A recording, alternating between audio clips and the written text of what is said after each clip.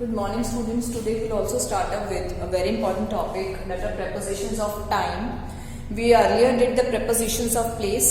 ठीक है, पहले हमने prepositions of place किए थे, लेकिन इस क्लास में इस सेशन में हम prepositions of time स्टार्ट करेंगे.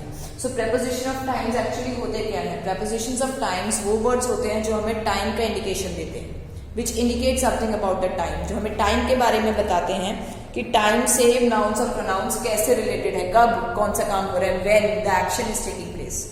ठीक है, कब काम हो रहा है. So when something is happening, when something is happening is noted by the prepositions of time. So for this we will start up with one by one what are prepositions of time. We will start up with the preposition on.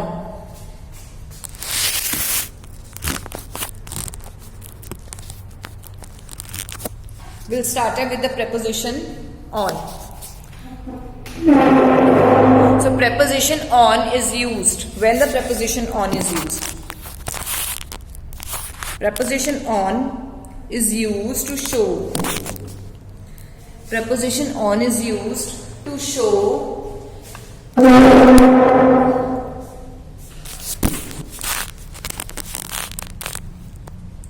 So on कब use होता है? On use होता है जब हमें किसी day का या किसी डेट का या किसी वीकेंड के बारे में हमें बताया जाए. On preposition I will come on Monday. So यहाँ पर क्या है? Monday. Monday is the name of the day. तो डे से पहले हम हमेशा कौन सा प्रपोजिशन यूज करेंगे? On preposition.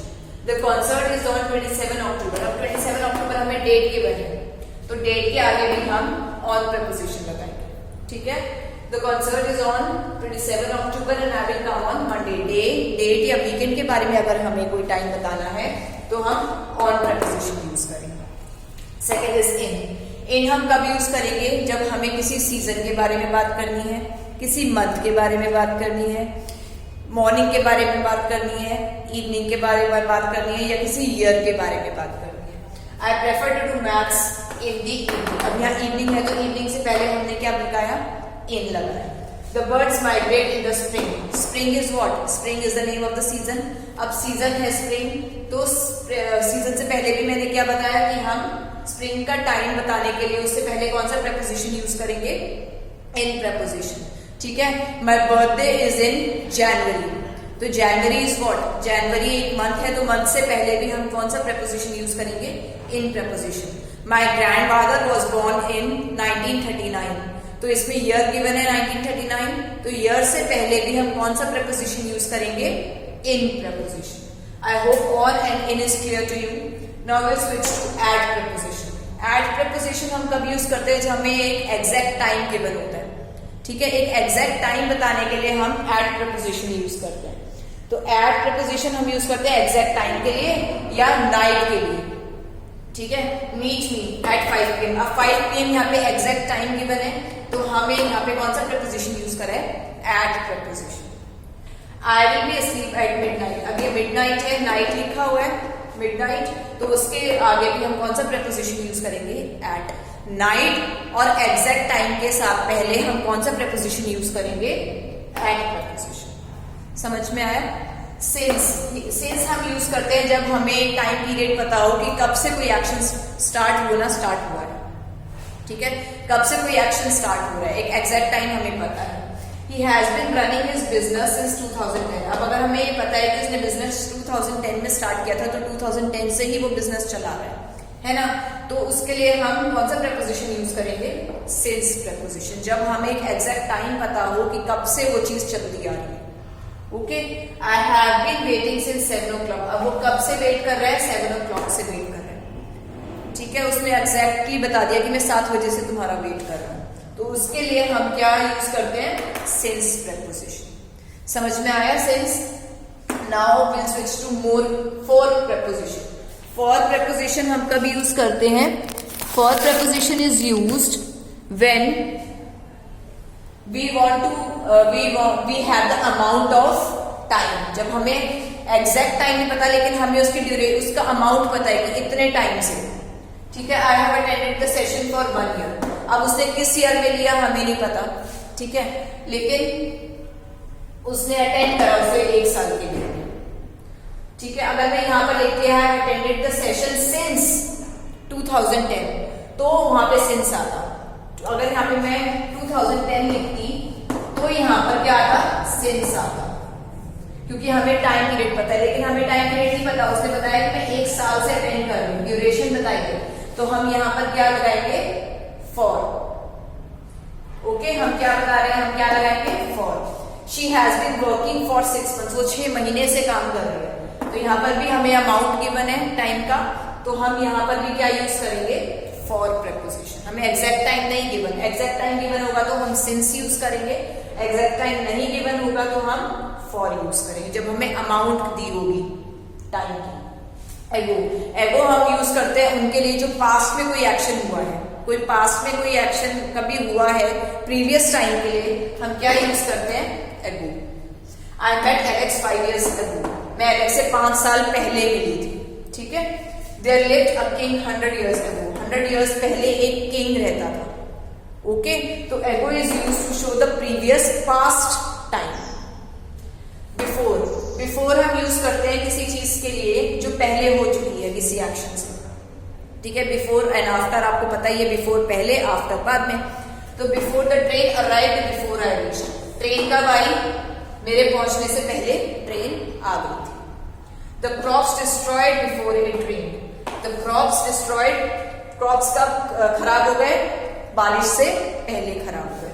तो I hope on, in, at, since, for, ago, before is clear to you all. Now the duration, during, during is what, during is a preposition in which the time is shown. It denotes a duration of an action. एक action की duration, action चल रहा है उसकी duration. She cried during the movie, तो movie चल रही है लेकिन मूवी के चलते चलते ही बीच में she started crying, मूवी के चलते चलते बीच में उसने रोना स्टार्ट कर दिया। तो ड्यूरिंग हम उस चीज के दौरान अगर कोई एक्शन हो रहा है तो हम उसके लिए कौन सा प्रपोजिशन यूज करते हैं, ड्यूरिंग, दौरान। Many soldiers were killed during the war, अब वॉर के दौरान बहुत सारे सोल्जर्स मारे गए, ठीक है। तो वॉर हो रही थी और उसमें बहुत सारे सोल्जर्स मारे गए, तो उस वॉर के लिए, उस टाइम पीरियड के लिए हम कौन सा प्रपोजिशन यूज करेंगे, during preposition. Till and until, till होता है तक, अनटिल होता है जब तक। टिल होता है तक, अनटिल होता है जब तक। तो ही स्टडीड फ्रेंच टिल 2004, उसने 2004 तक फ्रेंच पढ़ी, इसलिए यहाँ पे क्या लगाया हमने, टिल, ठीक है। उसने 2004 तक फ्रेंच पढ़ी, तो till 2004। You will not get a gift until you complete your work, you will not get a gift, तुम्हें गिफ्ट नहीं मिलेगा जब तक, जब तक के लिए हमने कौन सा यूज करा, अंटिल, जब तक यू कंप्लीट योर वर्क, जब तक तुम अपना काम कंप्लीट नहीं कर लेते। ओके, टिल होता है तक, अंटिल का मीनिंग होता है जब तक। He studied French till 2004. You will not get a gift until you complete your work. You will not go out until you prepare for your examinations. ठीक है, तुम बाहर नहीं जाओगे जब तक तुम अपने एग्जामिनेशंस के लिए प्रिपेयर नहीं करते। समझ में आया? until और till हम कैसे यूज करेंगे? उसके बाद आता है by. by का मतलब होता है कि कोई भी डेडलाइन दे देना कि इसके बाद कोई वर्क नहीं होगा, इससे पहले पहले मुझे दे दो, ठीक है। Please send the information by today, आज के आज में ही मुझे इंफॉर्मेशन दे दो, एक डेडलाइन है, मुझे आज ही चाहिए, आज के बाद नहीं चाहिए, आज तक ही आनी चाहिए। Please send the information by today, complete your work by tomorrow, कल तक तुम अपना काम कंप्लीट कर लो, कल के बाद मैं चेक नहीं करूंगी, कल के बाद नहीं होगा कुछ भी, इसलिए कल तक मुझे तुम्हारा वर्क, अब तुम अपना कंप्लीट करो वर्क, कल तक, आज तक ही मुझे इंफॉर्मेशन चाहिए, कल तक नहीं चाहिए, आज तक ही चाहिए, ठीक है। तो बाय होता है डेडलाइन दे देना कि आज तक ही मुझे ये चीज, मतलब किस टाइम तक मुझे कोई चीज चाहिए। आफ्टर, आफ्टर मैंने बताया था बिफोर एंड आफ्टर, आफ्टर मतलब बाद में। I will have my dinner after this work, इस काम के बाद मैं अपना डिनर करूंगा। I will call you after I get home from the work, मैं घर जाकर तुम्हें कॉल करूंगा, घर जाने के बाद तुम्हें कॉल करूंगा। अराउंड, अराउंड का मतलब होता है आसपास, तो मैं एग्जैक्ट टाइम नहीं बता, लेकिन आसपास का टाइम तुम दे सकते हो। I will pick you around 5 PM in the evening. मैं कब तुम्हें पिक करूंगी? अराउंड 5 PM, 5 बजे, मतलब उसने एग्जैक्ट टाइम नहीं बताया, लेकिन तुम 5 बजे के आसपास मैं तुम्हें पिक कर लूंगी, ठीक है। तो इसके I will be reaching there around 7 o'clock, मैं वहां 7 बजे के आसपास पहुंच जाऊंगी, ठीक है। तो I hope around, after, by, during, until, till, until, before, ago, for, all the prepositions of time are clear to you, and in the next session we will start up with the prepositions of direction. Thank you so much.